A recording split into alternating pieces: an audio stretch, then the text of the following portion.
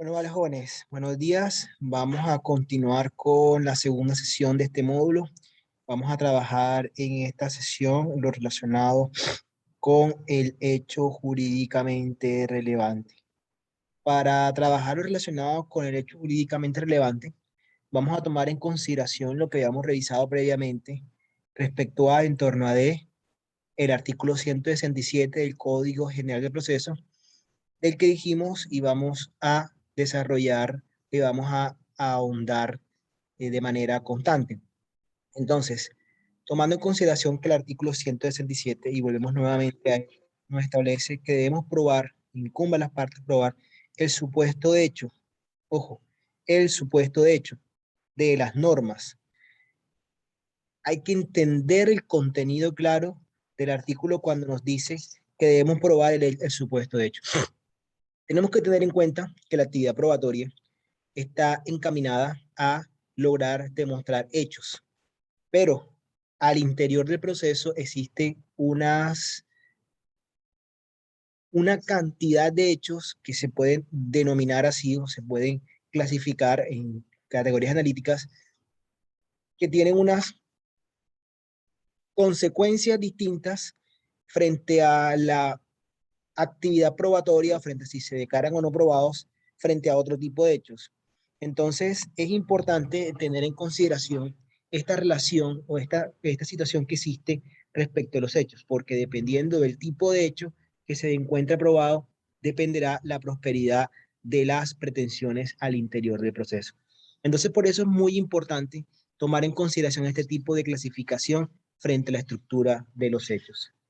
Cuando nosotros hablamos de hecho jurídicamente relevante y hacemos referencia al hecho que tenemos que probar al interior del proceso, quiere decir, el supuesto de hecho de la norma, entramos necesariamente a una categoría normativa o una categoría lógica, por establecerlo de esa manera, que es la de norma, porque la noción de norma es una categoría compleja que no puede trabajarse sin unas nociones generales sobre teoría del derecho. Realmente una norma, como se los planteé inicialmente, es una regla con estructura condicional e hipotética. Estructura condicional hipotética, ¿por qué? Porque las normas se encuentran establecidas de manera que si se da el supuesto de hecho, se aplica la consecuencia jurídica. Entonces, en línea de principio, el que mate a otro, supuesto de hecho, incurrirá en pena de prisión. Si logras demostrar que eres poseedor por más de 10 años con ánimo de señor y dueño, consecuencia jurídica, puedes adquirir el bien por prescripción adquisitiva de dominio. Si se dan cuenta, dentro de esta estructura existen necesariamente unos supuestos de hecho y, y una consecuencia jurídica. Entonces, en la imagen pueden ver la estructura lógica de una norma en la que se establece que para cualquier persona X se aplica la consecuencia jurídica siempre que realice una determinada actuación. Por lo tanto, si realiza determinada actuación o deja de realizarla, se aplica la consecuencia jurídica. Hay tres premisas en la que X equivale a una variable de individuo en el dominio de las personas naturales. Entonces, el que mate a otro incurrirá en pena de prisión. Pedro mató a otro, la A hace referencia a la variable de las personas, T al acto. T es un predicado tan complejo como se quiera y representa el supuesto de hecho de la norma. Uno en cuanto a la propiedad de personas y R es un predicado igualmente tan complejo como se quiera y expresa lo que tiene que hacer el destinatario de la norma. En ese orden de ideas, nosotros cuando creamos o cuando identificamos normas, lo primero que tenemos que hacer es entrar a diferenciar o a identificar supuestos de hecho y consecuencias jurídicas. Esto es muy importante porque si nosotros queremos probar el supuesto de hecho, no lo podemos hacer si no identificamos cuál es ese supuesto de hecho. Y para poder identificar el supuesto de hecho, siempre tenemos que identificar una norma. Miren, yo les hablaba en la sesión anterior sobre categorías normativas y por qué es importante llevar a cabo esta distinción que viene incluso de la concepción del Estado moderno y podemos encontrar incluso en el Leviatán de Hobbes. Cuando nosotros comenzamos a vivir en sociedad, comenzamos a darnos cuenta de que necesitamos determinadas regulaciones que sean aquellas que limiten los derechos de la libertad. Porque nosotros comenzamos a vivir en sociedad. Pero nosotros comenzamos a vivir en sociedad por la purísima razón que no porque seamos hombres sociales por naturaleza, porque lo social implica vivir en unión, pero no significa que seamos amables todos. Realmente el hombre, el mismo Hobbes lo dice, es lobo para el hombre, porque somos seres, a pesar que nos gusta vivir en sociedad, juntos, en comunidad, en manada, somos conflictivos. Tratamos de llevar a cabo o nos vamos encaminados a desarrollar de distintas maneras o de distintas maneras genera el conflicto entre nosotros. Entonces, bajo esa idea de ser, somos seres sociales por naturaleza, pero bajo el hecho de que vivimos en sociedad, no bajo el hecho que nos gusta o que somos sociales de manera anticipada, nos tratamos bien o somos completamente afables o de alguna manera, o por así decirlo.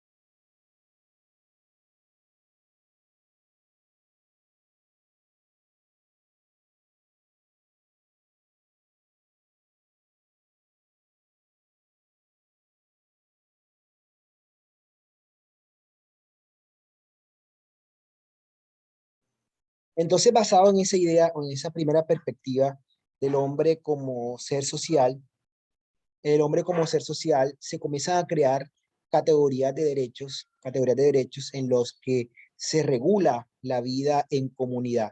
Estas categorías de derechos que permiten regular la vida en comunidad.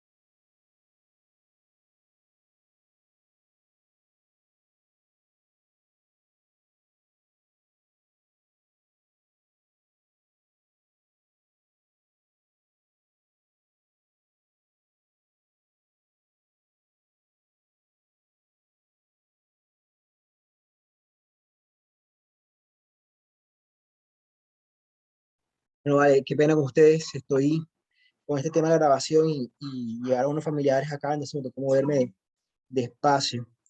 Bueno, lo que estaba tratando de plantear es que el hombre, el simple hecho de que el hombre tenga necesidad de vivir o convivir o estar en un momento social no significa que sea social. El hombre realmente, el hecho de vivir en sociedad lo que hace es que genera conflictos. Cuando nosotros decidimos vivir en sociedad, lo que tenemos que hacer es limitar las libertades. ¿Por qué? Porque cada quien quiere hacer lo que le da la gana. Entonces, no es posible dentro de esa idea de que mi libertad llega hasta donde yo quiero que llegue, acabar con tu propiedad privada o acabar con tu seguridad o acabar con ese tipo de, o acabar con ese tipo de restricciones que se encuentran establecidas. Entonces, lo que hace Leviatán, que es la figura del Estado moderno, es decir, si tú sobrepasas esta barrera, se te va a aplicar una determinada consecuencia. Entonces, no es posible que sobrepases la barrera, porque si se sobrepasa, se aplica la consecuencia. Esa es la noción de norma primaria que se establece dentro de dentro de la propuesta hartiana de teoría del derecho.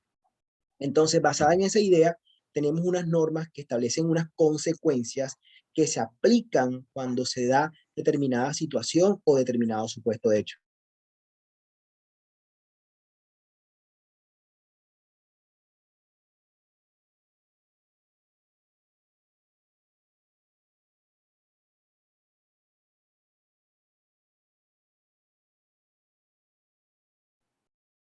Entonces, en esa o desde esa perspectiva, el proceso está encaminado a solicitarle al juez que se cumpla con la consecuencia prevista por el legislador debido a que los hechos operativos que tienen, o hechos que tienen relevancia para hechos que tienen relevancia para el derecho se cumplieron o no se cumplieron. Y ante esa situación le digo, señor juez, necesito que se aplique esa consecuencia. Realmente esa es la sinergia con la que se desarrolla el proceso. El proceso se desarrolla bajo el amparo de una regla, que podemos hablar de reglas sustantivas, en las que se le solicita al administrador de justicia que aplique determinada consecuencia producto de que los hechos que son relevantes se dieron o no se dieron.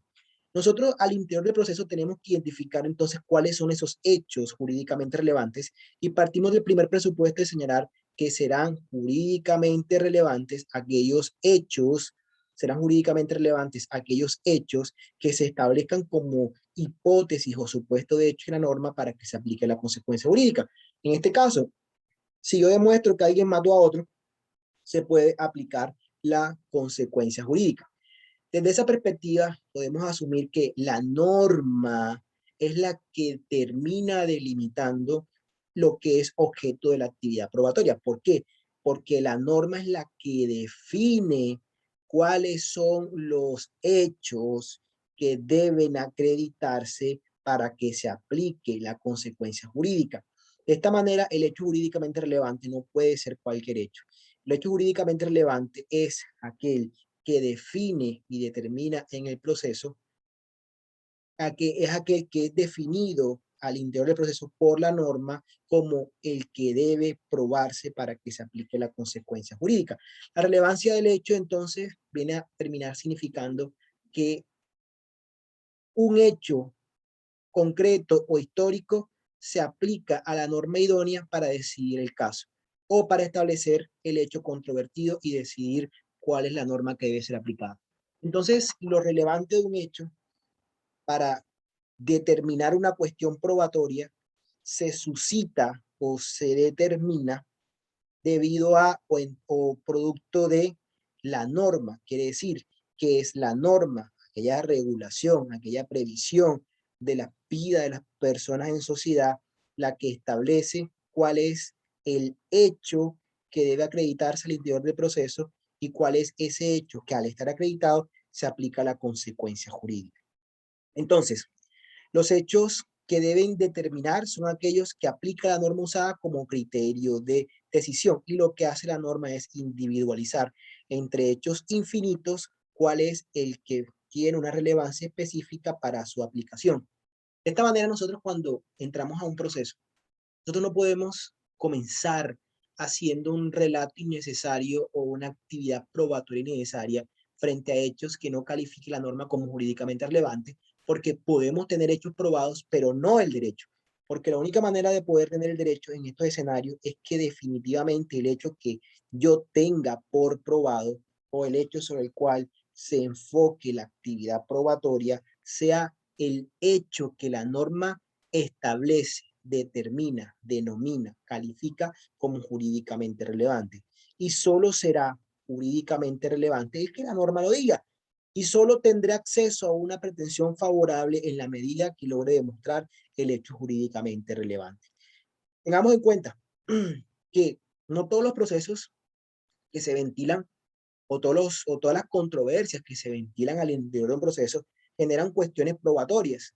Solamente generan cuestiones probatorias cuando el contenido del fallo depende en alguna medida de que en un juicio el juez se pronuncie sobre un hecho que acaeció o no acaeció.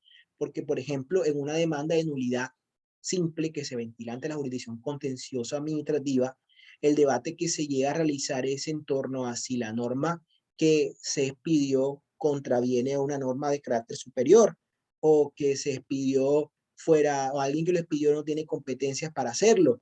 En ese caso, yo lo que hago es un análisis normativo en el que comparo las reglas que se encuentran establecidas dentro del sistema y verifico si hay una contradicción. Es un análisis lógico. Las cuestiones probatorias son distintas, porque las cuestiones probatorias se encaminan o van de la mano a establecer si determinado suceso dentro del mundo de la vida tuvo acaecimiento o aconteció y ese hecho es relevante para el derecho.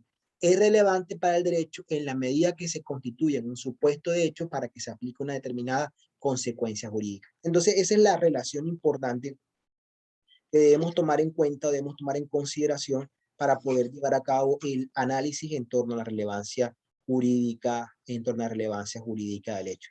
Y de aquí se determina o se lleva a cabo la diferencia entre nociones frente a cuestión probatoria.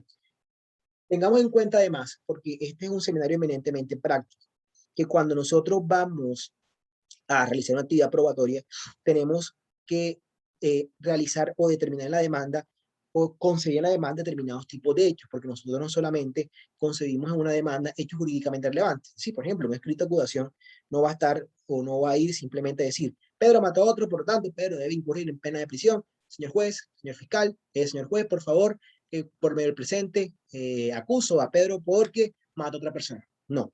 Por ejemplo, un escrito de acusación no lo hace de esa manera. O una demanda no está. María cometió la causal número 1 de divorcio, por lo tanto, señor juez, le solicito que, pretensión, se decrete el divorcio. Nosotros tratamos de hacer o de concebir distintas categorías de hechos para a partir de ellos no solamente establecer las cuestiones probatorias en torno a lo que es jurídicamente relevante, sino en torno a tratar de ubicar hechos que permitan al juez ubicarse, o sea, a tratar de conseguir hechos que permitan ubicarse en torno a la cuestión probatoria. Inclusive hay hechos que, a pesar de que no se encuentran enlistados como jurídicamente relevantes, es importante llevar a cabo su acreditación, teniendo en cuenta que al estar demostrados varios de estos, se acredita el hecho jurídicamente relevante. Vamos a establecer la diferenciación. El hecho jurídicamente relevante definitivamente es aquel de cuya verdad o falsedad depende directamente de la resolución del proceso. En el caso anterior, el que mate a otro incurrirá en pena de prisión, el hecho jurídicamente será el que mate a otro. Si alguien mata a otro, incurrirá en pena de prisión. Ahora, puede que ese hecho jurídicamente relevante no pueda acreditarse porque se está ante una imposibilidad. Entonces, utilizaremos hechos subordinados, que son hechos que si se acreditan, puede considerarse que el hecho principal es verdadero, o si se desacreditan, puede considerarse que no lo es, o que el hecho principal es falso, el hecho jurídicamente relevante. Por ejemplo, en el caso del homicidio, yo puedo considerar que efectivamente Pedro mató, pero no hay alguien que diga, hey, Pedro lo mató.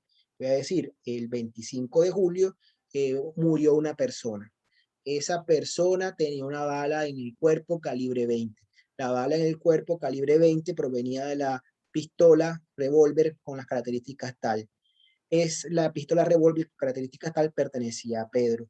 Pedro se vio saliendo de la casa en la noche anterior. Tenía en su mano un arma de fuego. En sus dedos, luego que se hizo la inspección, tenía pólvora. Por lo tanto, Pedro mató a María. Si se dan cuenta, estos hechos subordinados constituyen también razones para que una vez acreditadas pueda considerarse que el hecho jurídicamente relevante esté demostrado. Entonces son subordinados al hecho jurídicamente relevante y su acreditación supedita la acreditación del hecho principal. Se utilizan sobre todo para llevar a cabo relaciones inferenciales. Cuando trabajemos la prueba de indicio o las inferencias probatorias, van a darse cuenta cómo estos se encuentran o se mueven al interior del proceso.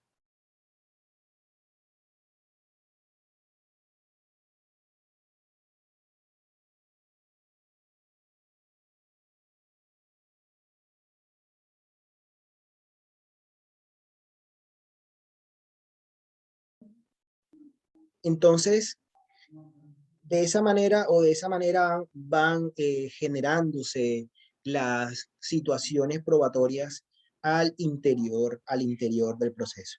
Tenemos también dentro del proceso que existen enunciados normativos y prescriptivos que normalmente nos gusta establecer al interior de la demanda en los relatos sobre los hechos, que no necesariamente deben estar ahí, pero al estar es completamente válido por temas de estilo, pero sobre estos no se genera actividad probatoria, simplemente son enunciados, como cuando, por ejemplo, dentro de una demanda de nulidad y restablecimiento del derecho decimos la norma tal va en contravía de lo establecido en la Constitución, o cuando decimos el contrato que se encuentra establecido vulnera lo contemplado en el Código Civil. Son enunciados normativos que tienen relación directa con la norma, pero que no son enunciados probatorios. Y tenemos enunciados prescriptivos que tampoco requieren que se lleve a cabo actividad probatoria respecto de ellos, pero que también pueden concebirse en el interior de la demanda. Por ejemplo, cuando nosotros sostenemos en consecuencia, señor juez, debe condenarse el demandado. Ese es un tipo de hecho que puede colocarse en la demanda que va de la mano con la pretensión, pero no necesariamente es un hecho probatorio. Yo puedo decir, por lo tanto, señor juez, es completamente normal o completamente válido que se demuestre que se declare probado que la persona cometió la causal de divorcio, y en la pretensión yo coloco que se declare que cometió la causal de divorcio. Son hechos normativos. Nosotros tenemos que concentrarnos cuando llevamos a cabo la actividad probatoria dentro de los hechos que vamos a probar y sobre todo en los jurídicamente relevantes, pero sin dejar de lado los hechos operativos que creo que olvidé mencionarlos, que son aquellos que ubican al juez sobre circunstancias de tiempo, modo y lugar, y que su propósito es contextualizar la controversia. Entonces, por ejemplo, dentro del caso del homicidio, a pesar de que lo relevante es que alguien disparó, yo puedo decir que más adelante se llevó a cabo, después ese día era un día con mucha visibilidad, que la luz era muy amplia, que no había ningún tipo de sonidos fuertes en el lugar donde ocurrieron los hechos, como para poder expresar que lo que percibí relacionado con el hecho operativo tiene relación directa con el hecho subordinado, tiene relación directa con el hecho jurídicamente relevante. Entonces es importante esta relación, hecho principal, hecho subordinado, hecho operativo. Entonces ya, el eje por el que tenemos que sentar nosotros es el hecho jurídicamente relevante. Sin embargo, no podemos olvidar que utilizamos hechos operativos y tampoco podemos olvidar que cuando no se demuestran o no tengo la posibilidad de acreditar de manera fehaciente el hecho jurídicamente relevante, lo que voy a hacer es a demostrar hechos subordinados, porque mediante cadenas inferenciales puedo lograr que se acrediten los hechos principales. Con base en lo anterior, por ejemplo, podemos colocar el siguiente ejercicio. El artículo 2530 me establece responsabilidad por edificio en ruina. El dueño de un edificio es responsable de los daños que se ocasionen. Vamos a colocar un poquito de eso por acá. Los daños que ocasione.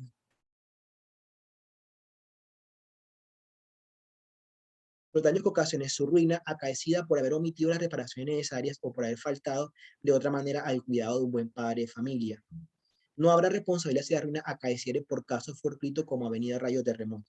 Si el edificio perteneciera a dos o más personas pro individuo, se dividirá entre ellas la indemnización a prorrata de sus cuotas de dominio. Norma. El dueño de un edificio deberá reparar los daños que ocasione su ruina en los eventos que, entonces, la consecuencia, en los eventos que uno se ha omitido las reparaciones necesarias por haber faltado el cuidado de un buen padre de familia, y existirá unas causales de poder eximiarse. Hipótesis que debo probar: que existe un daño, que el daño se ocasionó por la ruina de un edificio, que las personas que deben reparar es el dueño del edificio, que el dueño del edificio faltó el cuidado, que el dueño del edificio omitió las reparaciones necesarias, que no existió un caso fortuito. ¿Qué pretendo? Que se repare el daño. Y acá tenemos las hipótesis que deben declararse probadas para que pueda establecerse que el hecho se encuentra debidamente acreditado. Si estas hipótesis no están probadas, independientemente de que yo tenga probados muchos hechos operativos, muchos hechos subordinados que no tienen relación directa con los hechos principales o jurídicamente relevantes, la pretensión no va a tener vocación de prosperidad. Entonces, por eso es muy importante tener clara la identificación y de cara a ella llevar a cabo la actividad probatoria.